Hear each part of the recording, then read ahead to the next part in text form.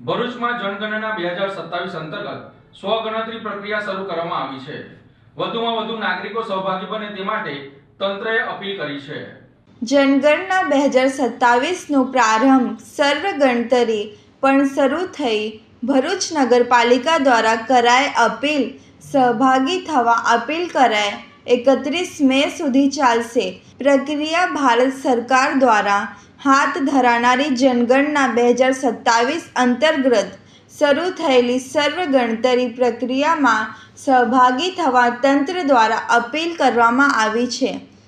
ભારત સરકાર દ્વારા હાથ ધરાનારી જનગણના 2027 અંતર્ગત શરૂ થયેલી સર્વગણતરી પ્રક્રિયાને લઈને ભરૂચ નગરપાલિકાના મુખ્ય અધિકારી હરીશ અગ્રવાલે શહેરીજનોને ઓનલાઈન નોંધણી કરી રાષ્ટ્રીય કામગીરીમાં સહભાગી બનવા અપીલ કરી છે। 17 થી 31 મે દરમિયાન ચાલનારી આ પ્રક્રિયામાં નાગરિકો ઘરે બેઠા મોબાઈલ અથવા કમ્પ્યુટરના માધ્યમથી સરળતાથી પોતાની અને પરિવારની વિગતો નોંધાવી શકે છે।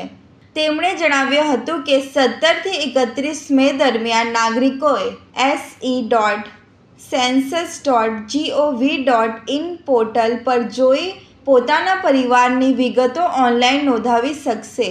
ઘરે બેઠા મોબાઈલ અથવા કમ્પ્યુટર મારફતે સરળતાથી પ્રક્રિયા પૂર્ણ કરી શકાય છે અને કોઈ દસ્તાવેજ અપલોડ કરવાની જરૂર નથી। નોંધણી પર થયા બાદ મળનાર SEID ભાવિ ગણતરી દરમિયાન ઉપયોગી બનશે। વધુમાં તેમણે નાગરિકોને સાચી અને સચોટ માહિતી આપી રાષ્ટ્રહિતની આ મહત્વપૂર્ણ પ્રક્રિયામાં સહભાગી બનવા અનુરોધ કર્યો છે। ભારત સરકાર શ્રી દ્વારા વસ્તી ગણતરીની કામગીરી ચાલુ થયેલ છે।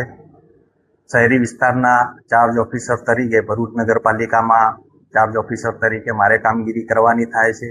વસ્તી ગણતરીની તમામ તૈયારીઓ લગભગ પૂર્ણતાને આરે છે।